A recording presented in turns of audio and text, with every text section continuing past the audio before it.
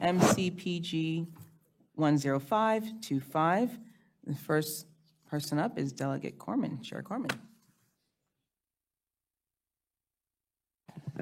Thank you, Madam Chair. Colleagues, I come before you with MCPG 105-25, the WSSC Transparency and Reform Act. This bill, frankly, comes from a lot of constituent concerns that I've gotten over the past few years, from the very narrow, why is my bill so unusually high compared to last month or last year, to the concerns about the long-term viability of WSSC, to the very significant, at least in District 16, issues around Avenel Farm, which we can talk more about, because I'm sure, unlike Delegates Warman, Wallach, and I, you have not all been living and breathing the situation at Avenel Horse Farm. Some of the provisions in here, I think, are probably non-controversial and easily passed. Others are certainly more complicated, and I suspect to some of you, some of these are head scratchers. As I said, you're probably not all keeping up with the latest news in Avenel as District 16 and somewhat District 15 is. So I did provide testimony and a fact sheet, but I thought I'd put my inner DLS staffer on and just sort of work through the bill by page briefly for the major provisions. So on page 2, starting around line 17, this would alter one of Montgomery County's 3 WSSC commissioners, so that instead of just a hopefully qualified but non-governmental person, it would be the county's director of environmental protection or their designee. This would bring some expertise and accountability to the commission. This would only be on the Montgomery County side. If Prince George's was interested in a similar kind of change to alter their sort of expertise on the commission, that would be up to them, at a future date. But this would alter for Montgomery County. One of our 3 appointments would become the director of the Montgomery County Department of Environmental Protection. This is a person with experience, with staff, with the ability to understand a lot of the environmental issues that WSSC deals with. So it seems like a sensible way to bring increased accountability to WSSC. Flipping to page 4 of the bill, this would require some ongoing long-range planning scenarios for WSSC's budget, including debt service. As you may know, WSSC in law has sort of backing it if it can't meet its debt service, the ability to levy property taxes, ad valorem taxes. That's never happened. I think we probably don't want that to happen. And so we just need to see more open economic forecasting and stress testing from WSSC to show basically how they're going to meet their needs without ad valorem taxes, if they did need to do ad valorem taxes, a variety of them, and looking at a range of economic conditions. We saw during COVID, for example, that WSSC had some pretty significant financial problems. Thankfully, I think a lot of that, if you read their bonding reports, is somewhat behind them, but we always just need to be sure that this commission that we created, our predecessors created about 106 years ago, is able to do what we want it to do. If you flip over to page 6, these are what I'd call transparency provisions related to the posting of the testing I just described, as well as their bond rating reports, audits, financial statements. This is similar to many other bills we've passed both as a delegation and as a state the past few years regarding what we want to see on the internet. This includes something unique to WSSC, however. WSSC has something called the Refund Hearing Board and the Dispute Resolution Board.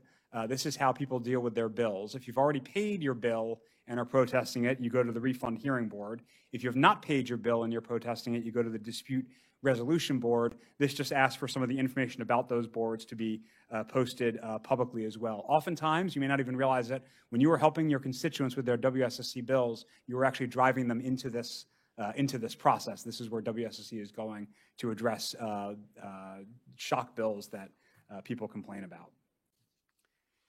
Continuing along over to page 8, this makes an adjustment to the Refund Hearing Board and the Dispute Resolution Board. Right now, WSSC's rules have limits to how often people can get bill adjustments through those. I think people should pay their water bills. I think if people have a Bond villain-style fish tank that they're filling up every month, they should pay the bill for that. But if there is no explanation for why their bill is so high, and believe it or not, this is an issue with WSSC, there are unexplained shock-high bills, I don't see why it matters how often those bills come if WSSC, working with plumbers, can't figure out what's going on. So we would still have all the processes in place for how these boards operate, so it wouldn't just be a handout. They would still have people would have to make claims, and if WSSC saw fit to add proof requirements, deal with proof requirements. But if we're going to allow a bill adjustment one time, I don't see why we don't allow it 3 times if we've decided that that bill was improper. So this would remove that limitation. Moving down to the middle of page 8, what turns out to be the most controversial part of the bill is just stating the General Assembly's intent that WSSC should start billing on a monthly basis. I brought, in honor of Al Carr being here, I brought my WSSC bills. I'm glad that joke landed with those of us who have been here a while. And if you look at your bill for WSSC, it's not on a fixed schedule. So if I look at my last 4 bills, it ranges from a 59-day bill to a 125-day bill. Oftentimes, actually, when our constituents call us wondering about their bill, that is the answer. I asked them to look at how long a period of time it is. They said, how can my WSSC bill be 8 times as high as it was last month? And it's because it wasn't last month. It was 8 months ago that they got their last bill. And so that's easily explainable to someone who calls us. So I think personally, as a matter of transparency, we should switch to monthly billing. I am sort of technology neutral on this point here, but I understand this is a controversial provision based on other testimony that's in. So of course, happy to discuss what the delegation wants to do there. That brings us to the bottom of page 8, which involves the Avenel situation that I alluded to earlier. Look, this is a strange one, but for whatever reason, decades ago, WSSC entered an agreement with the Avenel community and Montgomery County, as well as the PGA Golf Tour, related to a horse farm at Avenel. And now there is a dispute over how that horse farm should be treated.